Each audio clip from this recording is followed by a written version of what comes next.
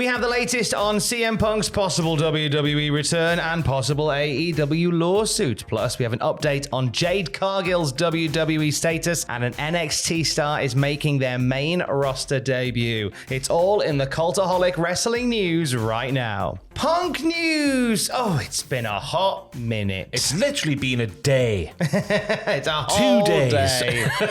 How did you spend that day without Punk news? Thinking about CM Punk and what he was doing all day long. What he was having for breakfast, lunch and tea. See, I frolicked with my school chums. Someone will get that. In fact, hundreds will get that. It's just me who doesn't get that. I think someone's going to get that. Someone's going to get that. Now, following on from All In and obviously the subsequent termination of CM Punk's contract with Cause, there's been a lot of speculation on what Punk does next in the courtroom and in the ring. We'll talk about the ring part of it in just a second. But House of Wrestling have provided an update regarding a possible lawsuit with CM Punk involved. Punk does not have any litigation pending against Tony Khan following his termination. From what I gather, which is Nick Hausman, of course, Punk is looking to avoid any further litigation and move on with his life. He was described to me as someone breathing a sigh of relief now that he is away from the day-to-day drama that seemed to follow him at AEW. I wonder what side of the fence Nick Hausman's on. We have not been able to gather whether any pending legal action on AEW or Tony Khan's behalf towards Punk is pending, but things do seem quiet between the two sides. Which, when you've been terminated with cause, that means there's a reason. Fair enough, I guess that's what should be expected. You'd expect something to be going on behind the scenes, but apparently I think everyone just wants to go, just wash our hands of it, all move. Just forget it happened. Yeah. And I like the bit we mentioned about whose side is Nick Hausman on in all this. Like, obviously, I think it's a general vibe that Nick's source is close to, or even, Punk.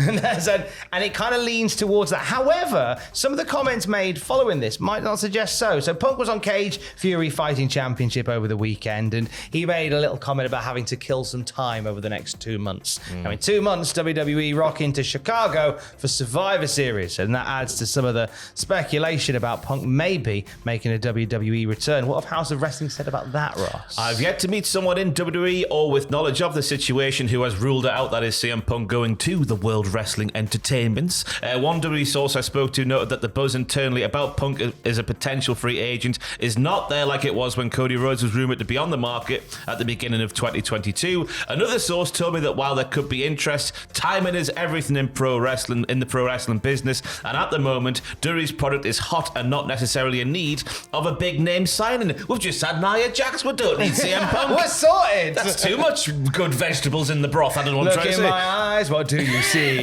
I'm not like most girls. An achy arsehole. Oh my God. No. Imagine if you hadn't watched that spot and then just watched me say that line there. You wouldn't know what's going on. Nia Jax did a leg drop on the apron once and hurt her arsehole. That's what happened there. And screamed, my hole!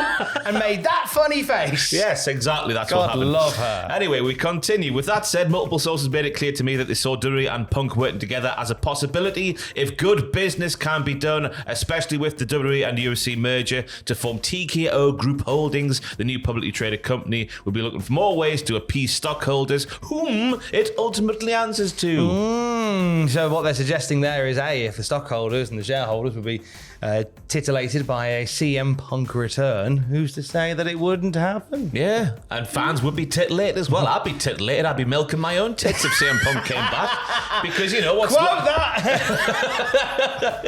What's lost in all of this, backstage bollocks with Punk. I got me plurals the wrong way around there. Is when it's in the ring and, there's no issues backstage. It's very, very good with CM Punk. So hopefully we can get back to that. Hopefully we can do. Now, former CM Punk, not the only former AEW star that could be WWE bound. It seems more likely that we will see Jade Cargill in a WWE ring sooner rather than later. Lots of Jade-flavoured news floating around in the last 24 hours. PW Insider reporting that Cargill was in Orlando, Florida for WWE, where the tryout took place yesterday, but she wasn't officially part of that tryout. We'll talk more about that in the next video. And then a few hours later, PW Insider also reported that Cargill had been spotted on a flight out of Orlando to Atlanta, confirming that whilst she very much is part of plans going forward for WWE, she won't be in the immediate future. Yeah, I mean, there is a lot of Jade Cargill news around. Hopefully, we don't become jaded by it. It's the name of her finishing move. But the latest update. The last 24 hours has seen Cargill removed from AEW's official roster page on their website, all but confirming that she's left. That's it, yeah. So Good God. But I thought it was a work. No, who said that? People on the internet. No, that hug was definitive with Chris Statlander last week. I'm just shocked that it's NXT. Adam made a good point yesterday on the news saying that she could challenge Becky Lynch for the NXT title. That's a way to get some exposure on the main roster, as well as, doing the reps in NXT and whatnot on the smaller stage, like some like Dominic Mysterio has been doing with the North American title. But I see that free agent thing happening on SmackDown, the trade for Jey Uso. And I'm like, imagine if it was Jade. Ooh, what a way to make a splash in the World Wrestling Entertainment pool. Yeah, I know that no one is. I think there's been a mixture of thoughts of people. There's a lot of people saying that NXT would be where Jade Cargill lands, and there is some school of thought and semblance of order that says that it makes sense for Jade to go there first to kind of learn the WWE way of things, which is slightly different to everywhere else, and work in that capacity. But I think she carries such weight as a star.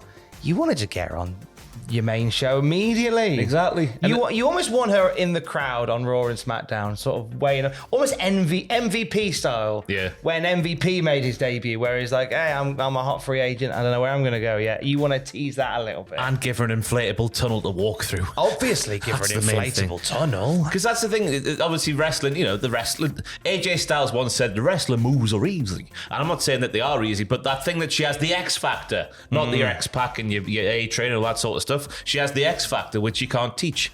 No. So I think you capitalise on that and get it on the main roster pretty much straight away. Because you can hide any shortcomings that she might have in the wrestling ring, which I'm not saying that she does have, but there is a narrative out there that suggests that she maybe isn't as good as the other wrestlers on the main roster in the WWE. But I think there's a way to hide that. And I just think getting that, star power on the main roster is a good thing. Accentuate the positives, hide the negatives. Exactly. Paul Heyman was all about that in the EC dub. That's why he wore a hat. That's why he wore a hat. Old spot. I don't know why I said that. Wow, you made a strong enemy there.